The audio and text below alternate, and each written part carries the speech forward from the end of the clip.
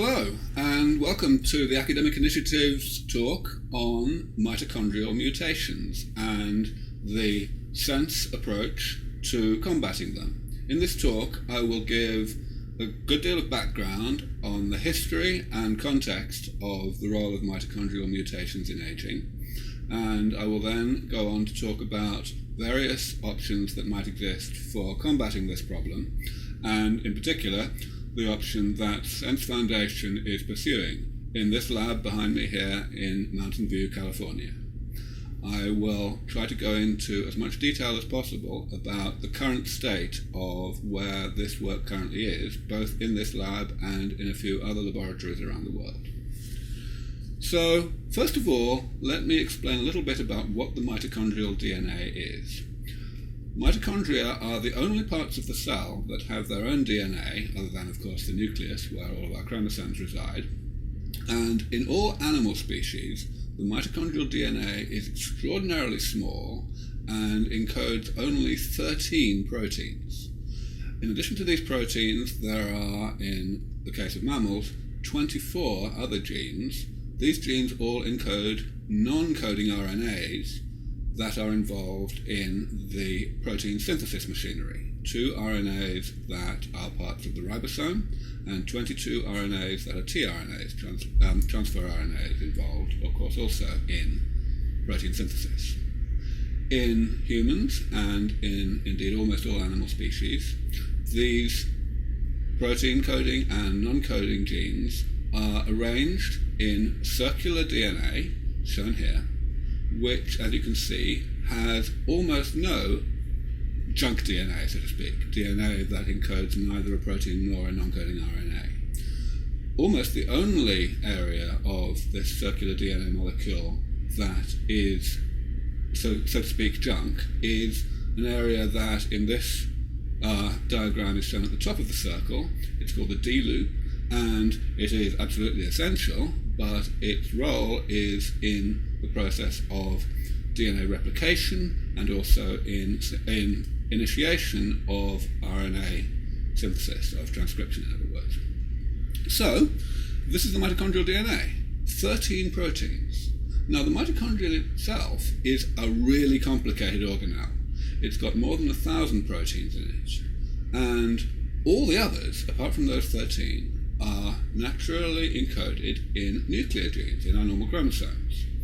There is a somewhat complex, but now quite well characterized system whereby such genes are, of course, transcribed into RNA in the normal way, and then are translated in the cytosol. And after being translated, they are imported into the mitochondrion and transported or assembled into their appropriate location.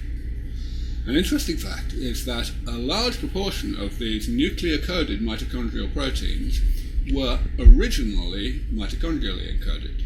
The mitochondrion arose about 2 billion years ago from what's called an endosymbiotic event, in which a bacterium, actually these days it would be called an archibacterium, that possessed, of course, a nucleus but did not possess mitochondria, engulfed another bacterium which was from the eubacterial kingdom, and thereby acquired 2 genomes. The free-living eubacterium that was engulfed then proceeded to lose, quite rapidly, most of its DNA. Some of it was just completely lost because it was redundant with the DNA already present in the engulfing bacterium, and some of it was transferred to the other genome, leaving, these days, and in fact leaving quite soon after the endosymbiotic event, only a small number of remaining genes.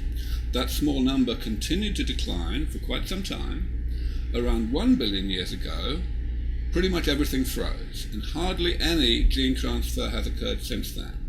A large part of the reason for that is because there was, at that point, a small change in the genetic code of the mitochondria.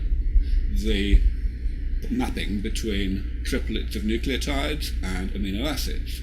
That code had, until that point, been the standard code, the code that we have in our nuclei, and that most bacteria also have. but one of those 64 triplets of nucleotides changed its meaning at that point, and that was enough to pretty much completely eliminate any further gene transfer. There is actually another very important reason why gene transfer had already become very slow even before that time, and I will come back and talk about that later on. Now, what does mitochondrial DNA have to do with aging? Well, of course, mitochondrial DNA is DNA, and therefore it is potentially prone to accumulation of mutations during the process of DNA replication, and of course independently of replication due to, for example, oxidative damage. And there was evidence from at least the 1950s suggesting that the mitochondrion is a bad place to be if you don't want to have oxidative damage. The person who first came up with what was subsequently called the free radical theory of aging was a gentleman named Denham Harman, at that point based in California. And this was really the first detailed mechanistic theory of aging. It was first published in 1956, and it has remained, to this day, an absolutely foremost pillar of our understanding of how aging actually works.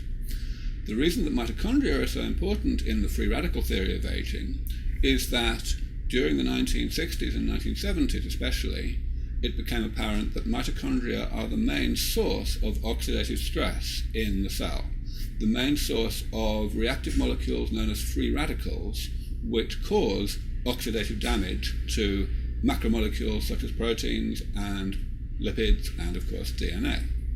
And the accumulation of such damage seems certainly to be heavily involved in aging. But actually, in my personal view, Denham Harman's most important contribution to the biology of aging over his very long and distinguished career was not the free radical theory of aging published in 1956. The reason I say that is because other people were thinking along very much the same lines at the same time, such that if Denham Harman had not published the theory, someone else would have published very much the same idea very soon afterwards. That cannot be said for the paper that he published in 1972, of which I am showing a small quote here. In 1972, he published a very short paper in the Journal of the American Geriatric Society, in which he sought to explain a very paradoxical observation that had been the conclusion of his work and a few other people's work over the preceding 15 years or so since the free radical theory of aging had first been formulated. And that observation was that if one gave mice or rats dietary antioxidants, molecules that soak up free radicals and minimize the amount of damage that free radicals can do to important molecules, then there is a beneficial effect on mouse health or on rat health, but not on maximum rodent lifespan. In other words, what happens is essentially that mice and rats are protected from dying early in life through causes like infection, for example, but they are not significantly protected from the underlying rate of the processes that kill all of us in due course, which of course means the processes of aging. Harman's explanation for this was that maybe the mitochondria are not only the main source of oxidative stress in the cell, but actually also the main victim of that stress. That they are the place where the important damage that free radicals do actually occurs. And a big part of his idea, published in this paper in 1972, was that the part of mitochondria that are the front line, the really important part of this whole thing, is the mitochondrial DNA. He proposed that mitochondrial DNA is much more much more susceptible to damage and to the accumulation of mutations than nuclear DNA, simply because it is so close to the source of free radicals. There are, in fact, we now know, other reasons why the mitochondrial DNA is so vulnerable, and I'll talk about some of that later on as well. But that was his proposal. And he picked up on DNA specifically because the rest of the mitochondrion is something that should be amenable to ongoing repair if oxidative damage occurs, such as from free radicals. Whereas DNA, of course, just like the nuclear DNA, once it suffers mutations, is not amenable to repair because the chemical structure of a mutant mitochondrial DNA molecule is chemically indistinguishable from the chemical structure of a non-mutant molecule. Now, to give you an idea of why I regard that insight and that publication as so significant, let me tell you a bit more history of the situation with mitochondrial DNA. The really big thing here is that mitochondrial DNA had actually only just been discovered at this point, only a few years previously. And in fact, that discovery was still not very well known. The mitochondrion itself had been discovered many, many decades previously and had been studied extensively for its function. But its possession of its own DNA was something that had only even been suspected in the mid-1960s and only been confirmed just 5 years or so before Harman published this paper. Furthermore, if we then look at what happened after Harman published this paper, in a nutshell, his insight was ignored and or rejected completely for fully 17 years afterwards, at which point it was essentially revived and taken forward, and I'll talk more about that in a moment. But hardly anyone took any notice of it at first, in marked contrast to the situation in the 1950s with regard to free radicals' involvement in aging. That's the main reason why I credit Harman so highly with this, and why Harman is really one of my heroes. However, I want to highlight, and you'll see it on this slide, one thing that was noticed by one of the few people who did actually become aware of Harman's insight and take it seriously. A very distinguished gerontologist from the UK named Alex Comfort, and that is the same Alex Comfort who subsequently published The Joy of Sex. He wrote an extremely influential review in 1977 in which he surveyed the situation with regard to a variety of different theories of aging. And he briefly discussed the theory that mitochondrial mutations might be a significant contributor to the accumulation of damage and the emergence of age-related pathology. He basically said that he thought this was very implausible, and his argument was very simple. He started from the observation, which had been made in the mid-1960s, that mitochondria have a rather short half-life. Mitochondria, of course, are just parts of the cell, and as such they can be damaged. They can accumulate damage not only to DNA but also to proteins and lipids, and as such they need to be maintained. And it was noticed in the 1960s that even in non-dividing cells there appears to be a process of wholesale destruction of mitochondria. That process is now called mitophagy, and it's a subset of a process known as autophagy. And mitophagy is something which you might think would not be necessary in any cell because the mitochondrion could be repaired, piecemeal. Like damaged oxidized proteins could simply be extracted and broken down and replaced, and the mitochondrion itself would just live on intact. But that's not what actually happens. Mitochondria are absolutely destroyed as whole mitochondria, and they are replaced by the division of other mitochondria. This process happens on a time frame of a few weeks or so, at most, in all cells, whether those cells are dividing or not dividing. Comfort said, well, hang on, this turnover process of mitochondria, whereby mitochondria are destroyed when they're damaged, and they divide to replace the damaged ones, surely this means that damaged mitochondria cannot accumulate over time, because the damaged mitochondria are being destroyed, and therefore there will be some equilibrium, some steady state level of damage. That's not aging. I mean, the steady state might change during life as a side effect, as a secondary effect of other changes, but it can't be a primary driving force in aging. And Comfort was a very clever man, and he didn't make very many mistakes. So a lot of people took this seriously. And in fact, it was a very cogent argument. But it turned out that the argument was wrong. and I will be talking about that now. The first hint that this argument was incorrect came up when a brilliant cytologist named Josef Müller-Höcke from Germany started to publish photographs like this. He showed that in skeletal muscle especially, and he also looked at other tissues, but most of his work was in skeletal muscle, there is not a uniform distribution of mitochondrial mutations across the tissue. Instead, what one sees is a mosaic distribution. This photograph here shows a transverse section through a chunk of skeletal muscle. So each disc that you see here is one muscle fiber, just a section through one muscle fiber.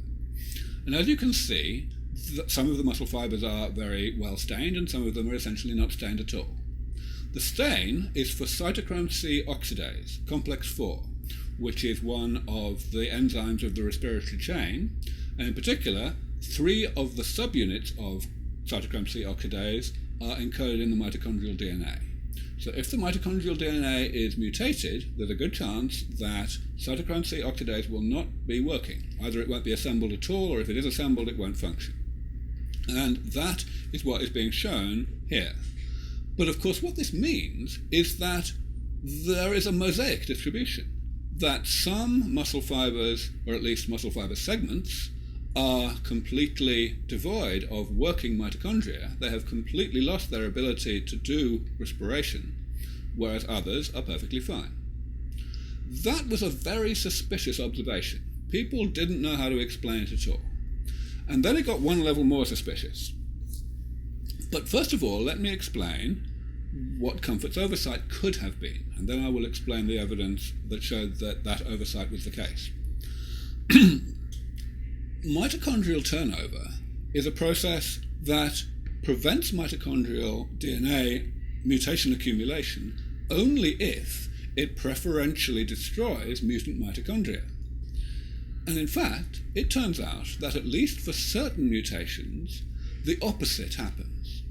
Mutant mitochondria are not preferentially destroyed, they are preferentially spared, and the wild-type mitochondria, the non-mutant mitochondria, are preferentially destroyed. This was one of the early studies that showed that that was the case. This is a simple southern blot looking at a restriction fragment from the mitochondrial DNA in single muscle fiber segments. And the idea here is that we look to see whether the normal length segment is present in the single cell, and if it's not, we are interested in what is present. And what we see in this slide is fascinating.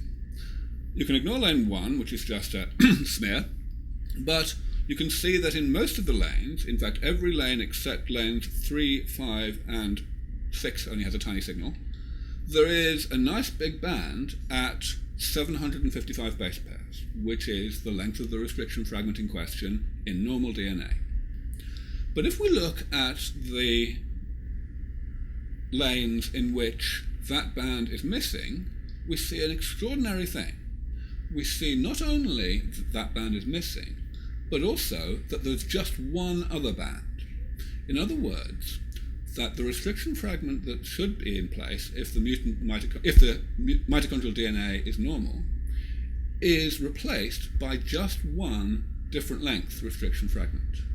That implies that all of the mitochondrial DNA, or at least to the level of detection that we have here, is mutant in this muscle fiber segment, but that all of the mutant mitochondrial DNA is the same mutation. Think about it. If we had a spectrum of different mutations in this cell, in this muscle fiber segment, we would see that. We would see a range of different restriction fragment lengths, and that's not what we see. So that's a fascinating result. I'll draw your attention briefly to lane 7, in which we can see an intermediate state where there is some normal wild-type mitochondrial DNA still, but where most of the DNA has become mutant. And again, it's just one band. So this is what's called clonal expansion of mutant mitochondrial DNA. And it's now a very well-studied phenomenon. It's very reproducibly seen during aging as well as during certain diseases caused by mitochondrial mutations. Now let's talk a little bit more about which tissues, which cell types are affected. And this is something that led to a further insight into what's going on. Skeletal muscle, as I've shown you already, was heavily studied in this respect. Other tissues that were found to accumulate significant amounts of mutant mitochondrial DNA included cardiomyocytes and also neurons. Other slowly dividing cells, including in the liver and the pancreas and one or two other tissues, were also shown, principally by Müller-Herker and also by other groups, to accumulate mutations. But it was not found that significant amounts of mitochondrial mutations accumulated in rapidly dividing tissues. So I'm going briefly now to summarize my own small contribution to this area. Around the time that I started to get interested in mitochondria and indeed in aging, a number of people had put forward hypotheses, mechanistic hypotheses, to try to explain how clonal expansion actually happened. And to be honest, none of those hypotheses really held water. There were always examples of clearly reproducible data that were in conflict with the hypothesis. I realized that there was an alternative hypothesis, radically different from anything that had been put forward before, which not only was consistent with all the data, but also had the bonus of explaining why we saw clonal expansion overwhelmingly in non-dividing or very slowly dividing cells rather than rapidly dividing ones. Everyone else until that time had taken the view that we needed to be looking for some mechanism whereby mutant mitochondria would be replicated more rapidly than non-mutant mitochondria. And, that's a reasonable assumption. But I realized, to cut a very long story short, that actually the same result might happen if there was no bias in the rate of replication, but if instead there was a bias in the rate of degradation. So here we come back to the phenomenon of mitophagy. Mitophagy needs to happen in non-dividing cells because mitochondria get damaged and they are replaced by the division of other mitochondria. But in rapidly dividing cells, mitophagy may actually be relatively rare because the process of cell division necessitates the process of mitochondrial division, and mitochondrial division is a great rejuvenating force. It essentially dilutes away the damage that has been accumulating in the mitochondria in question. So it seemed quite easy, actually, to put a lot of flesh on this hypothesis, to make the proposal that the thing that is driving mitochondrial mitophagy, is simply damage to the mitochondria. But it has to be damage to the outside of the mitochondria because, of course, it's a process that's driven outside the mitochondria by the autophagosomal process. So, I proposed that mutant mitochondria are selectively spared by mitophagy simply because, by virtue of being mutant, they are not respiring, and therefore they are not making free radicals at the same rate that non-mutant mitochondria would do. Therefore, they are not damaging their own membranes as much as non-mutant mitochondria, and therefore they are not coming, so to speak, to the attention of the autophagy apparatus. This hypothesis is still not proven, though substantial additional evidence has come to light over the past 15 years that adds weight to it. However, I can say that it is still consistent with all the evidence. For the rest of this talk, however, I'm not going to discuss the mechanism of clonal expansion, because actually, for biomedical purposes, it really doesn't matter very much. Certainly not if we are looking at therapy to address the problem of mitochondrial mutations that fits the SENS philosophy of repairing damage rather than simply stopping it from happening in the first place. So I'm going to now move on to our options for doing something about mitochondrial mutations. But before I do so, I do want to say a little bit about some recent data, and when I say recent I mean during the past decade, that somewhat alters our view of where mitochondrial mutations accumulate.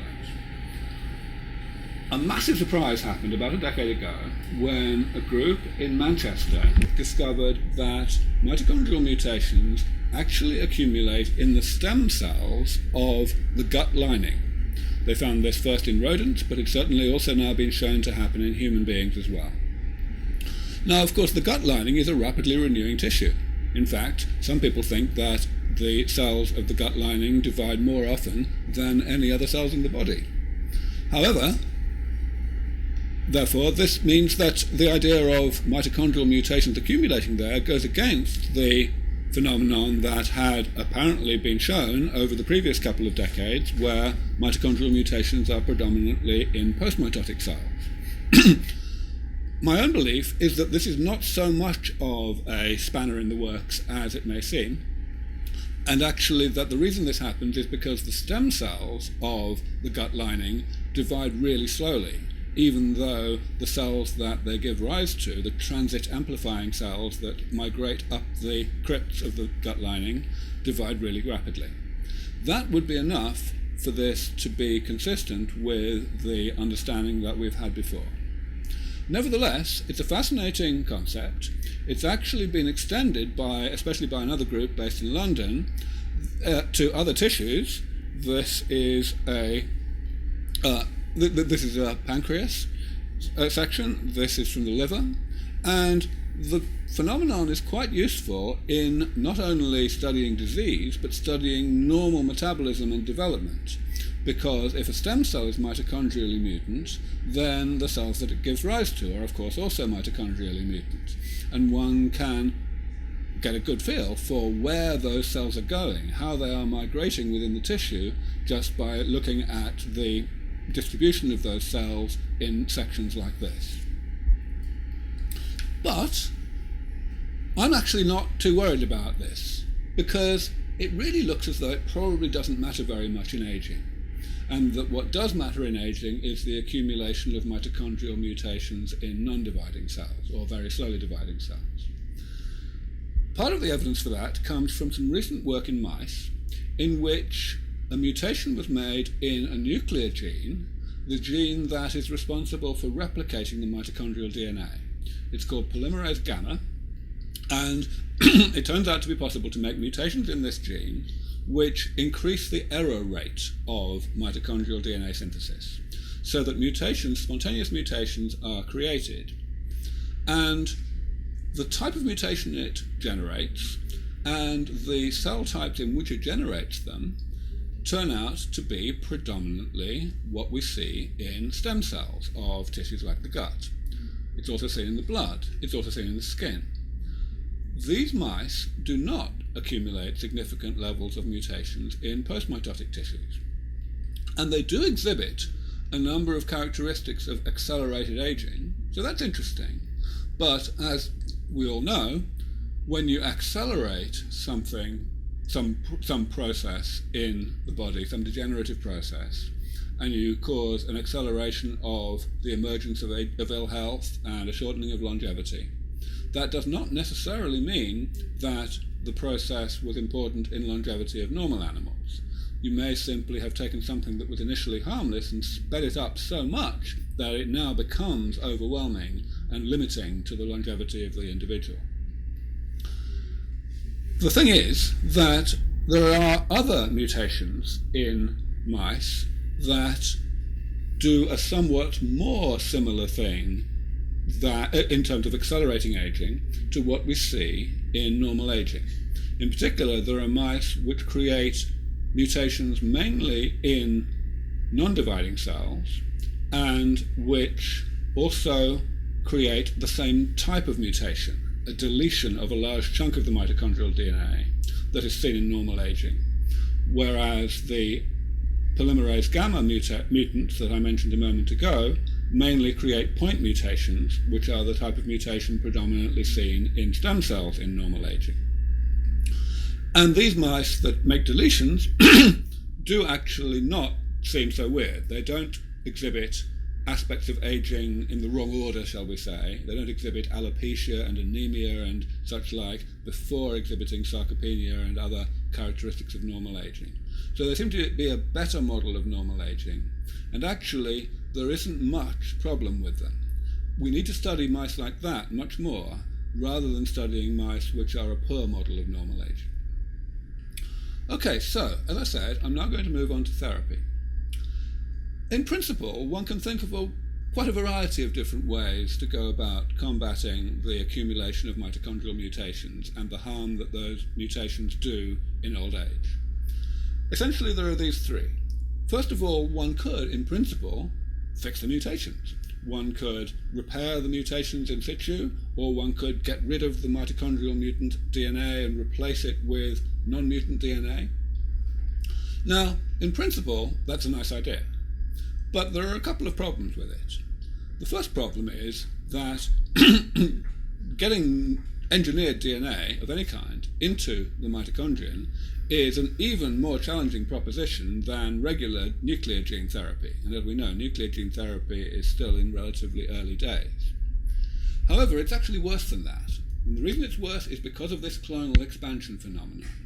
And here I should stress that what I'm going to say is not dependent on whether I'm right about the mechanism for clonal expansion. It only depends on the fact that clonal expansion happens, which absolutely is a very clear fact. The problem is that we're never going to be able to replace all the mutant mitochondrial DNA. And if you only replace, let's say, half, or even 90% of the mutant mitochondrial DNA in a given cell, then the other residual mutant mitochondrial DNA is just going to re-expand. A bit like a cancer where you don't knock out the cancer stem cells. And it's going to happen pretty quickly if you do the arithmetic. So really, I think this is a very unlikely approach to combating the problem of mitochondrial mutations. Another approach, which has somewhat more promise, is to go at the cellular level rather than the molecular level or the subcellular level. In other words, simply eliminate cells that are mitochondrially mutant and replace them with cells that are fine by, for example, simply the cell division of neighbouring cells that do not have mitochondrial mutation accumulation. That seems much more practical because the actual abundance of mitochondrially mutant cells, even in old age, is really pretty low, even as low as 1% or lower in most tissues. And actually, a lot of people over the years have worried about whether this actually might mean that mitochondrial mutations in general can't contribute to aging simply because there are not enough of them. A couple of people, one of whom was myself, put forward ideas in the late 90s to essentially get around this problem by some kind of amplification mechanism where a small number of mutant cells can do a lot of harm. And we still don't really know whether either of these models that were put forward back then is correct. But we do have, a lot of people think anyway, good circumstantial evidence that mitochondrial mutations matter in aging. So it would be irresponsible of us to just ignore that potential problem and hope for the best. If we did that and then we fixed all other aspects of aging and people or mice carried on dying on schedule because we hadn't fixed the mitochondrial mutation problem, then we'd feel pretty stupid, really, wouldn't we? So, the possibility of killing these cells is an interesting one. Unfortunately, it also has a very big problem, and the problem relates to skeletal muscle. In cell types other than skeletal muscle, the mosaic pattern that I talked about earlier, where cells are completely taken over by mitochondrial mutations, actually does involve whole cells being taken over. But in skeletal muscle it's a bit different. Because skeletal muscle cells are of course fibers formed by the fusion of a whole load of precursor cells in a line, and because the internal structure of a muscle fiber is quite restrictive to motion, with all those sarcomeres and so on that allow the muscle fiber to actually work, mitochondria don't move very much. And that means that when a mitochondrial mutation happens somewhere in the middle of a muscle fiber and it starts to clonally expand, that clonal expansion is very slow at the macroscopic level, at the cellular level.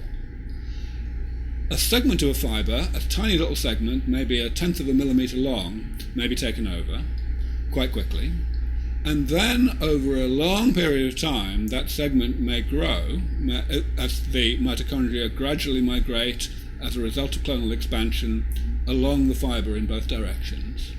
But nobody has ever seen a muscle fibre in which a segment longer than about 2 millimetres has been taken over. Now that's pretty long as compared to the width of a muscle fibre, but it's very short as compared to the overall length of the long muscle fibres in the human body, for example, which can be several inches long. Even longer than that, in fact, in some cases.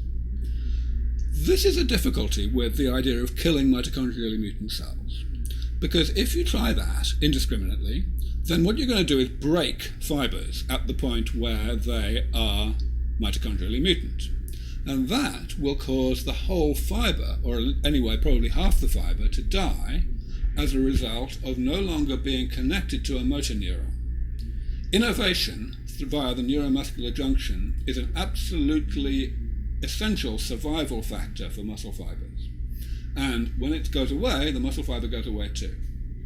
It may very well be that that is actually part of how a small number of mitochondrial mutations cause a lot of damage in aging in the first place. It may be through loss of muscle.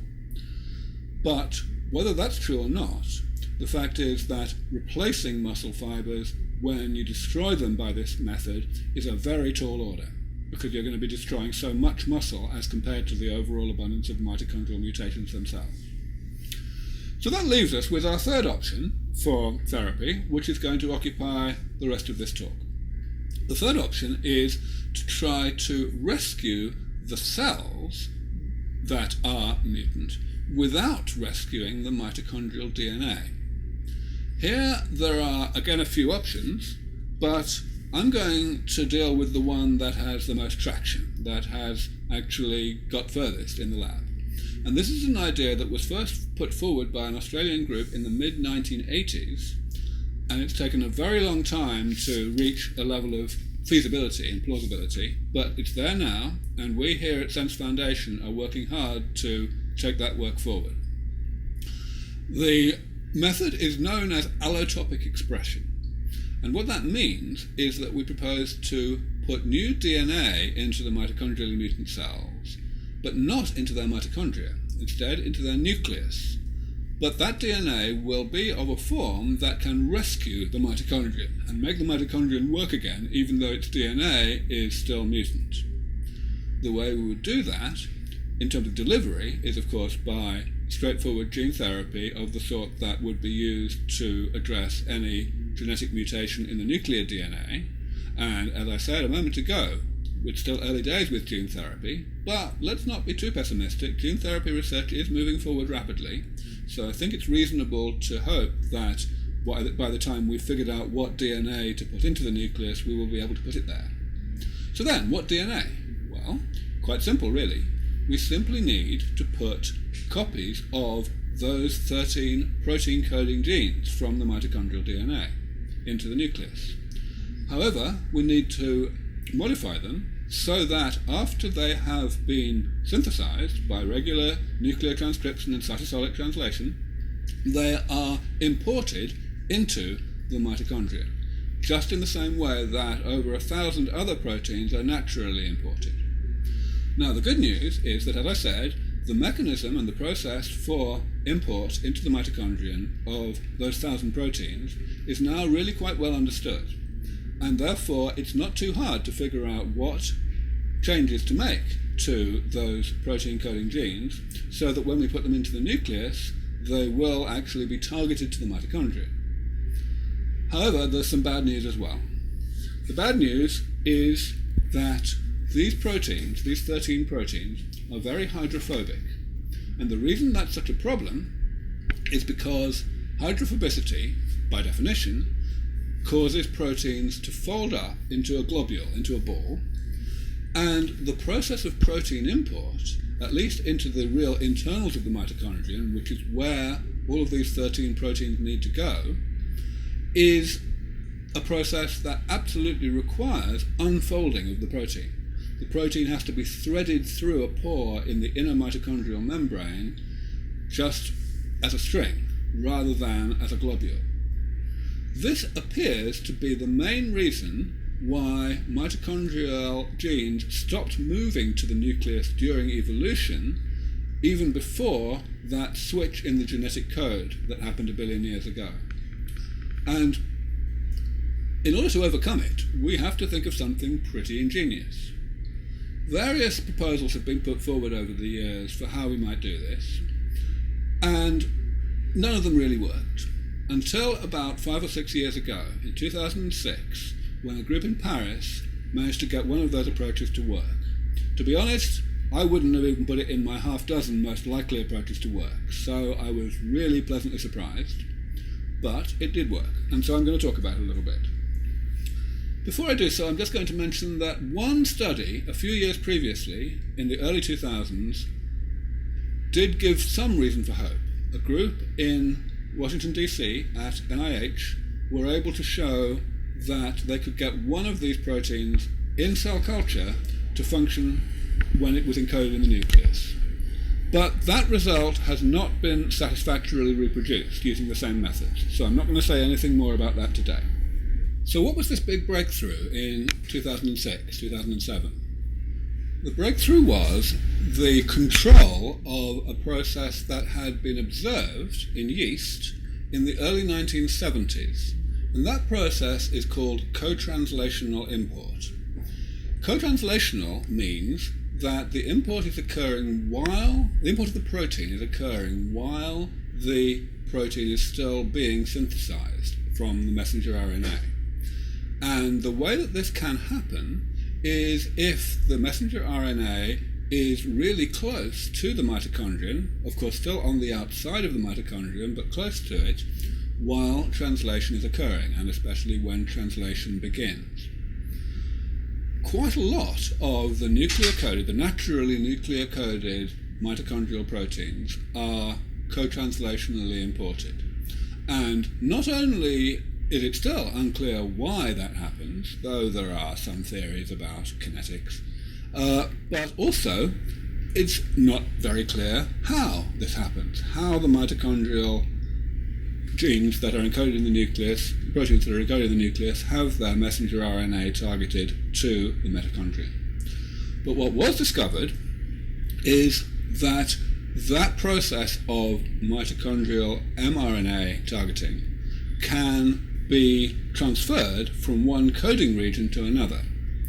And the reason that's possible is because the sequence of the messenger RNA which some machinery or other seems to use to promote localization of the message to the surface of the mitochondrion, allowing therefore import to be co-translational, is in the 3' untranslated region of that mRNA. So, in essence, what one needs to do is simply to tack that 3' untranslated region from a nuclear gene whose encoded protein is very strongly co-translationally imported onto the back end of one's coding region of choice, such as, for example, the coding regions of these naturally mitochondrially encoded proteins, and one should be done. And it pretty much works. Here I'm showing the graphs from a paper that the French group published in 2007, in which 2 of the 13 genes are shown not only to be imported, but actually to confer bona fide rescue of corresponding mutations in the mitochondrial DNA. In other words, the cells grow better in conditions, in media, where they only grow if they can actually respire. So that's really good news.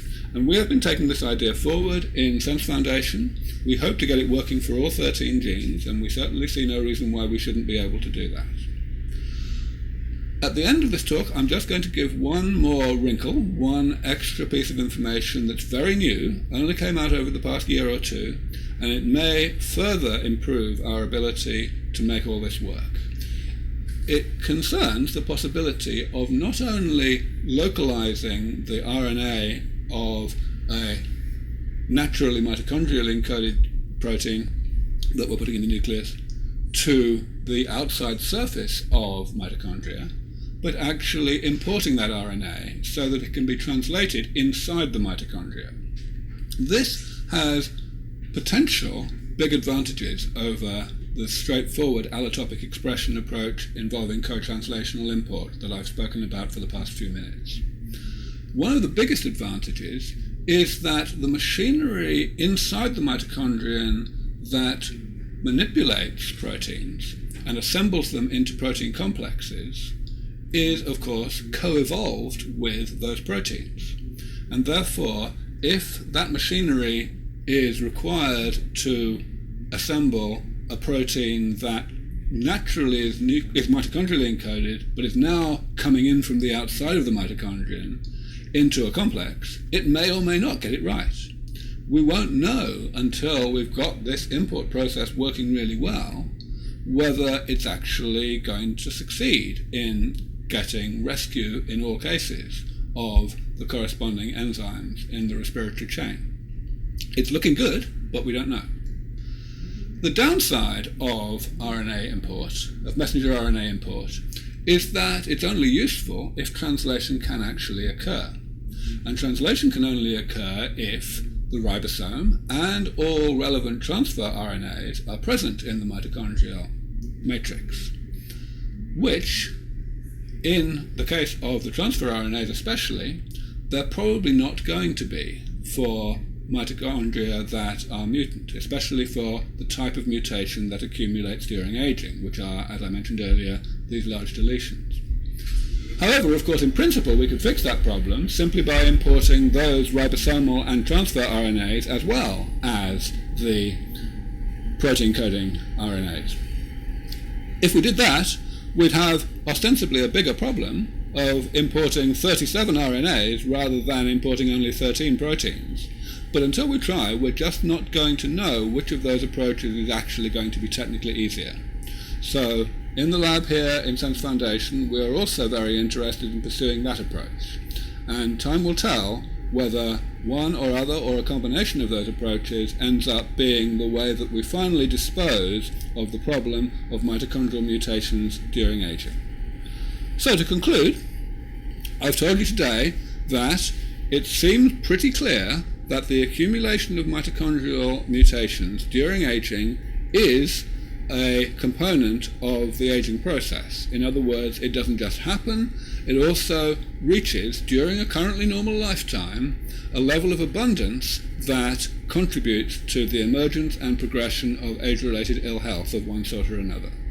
It is true that, unlike other types of accumulating damage during aging at the molecular and cellular level, we still can't confidently point to any particular aspect of age-related ill health which is predominantly caused by mitochondrial mutation accumulation. But the circumstantial evidence that mitochondrial mutations matter in aging is strong enough that it would be irresponsible of us not to presume that these things matter and to do our best to develop a way to fix that problem. The circumstantial evidence includes interspecies data on the relative rates of accumulation, as well as the data that I presented to you earlier about the effects of accelerating the mutation accumulation using mutations in the nucleus in mice. It's interesting that mitochondrial mutations also appear to accumulate in stem cells, but it seems quite unlikely that mutation accumulation in mitochondria of stem cells actually matters very much in aging, because they seem to be the wrong sort of mutation and they don't seem to impact the function of these tissues, and in particular the overall abundance in the body as a whole of mitochondrial mutations is much lower in stem cells than it is in postmitotic cells such as skeletal muscle. Finally, in terms of the options for actually addressing this problem, in particular the options for repairing this damage, which is of course the SENS philosophy, it seems that allotopic expression is the option that has the best chance at this point. In allotopic expression, we do not really repair the accumulating damage of mitochondrial DNA, but we do repair the mutant mitochondria by giving them the proteins that they can no longer make for themselves by virtue of introducing into the nuclear DNA genes encoding those proteins. We still do not know exactly where this is all going. This is research, and as Einstein said, we wouldn't call it research if we knew what we were doing. But the fact is, at this point, it's looking promising that within the next couple of decades, we will have a bona fide therapy to make mitochondrial mutations no longer a problem of aging in human beings. I thank you for your attention.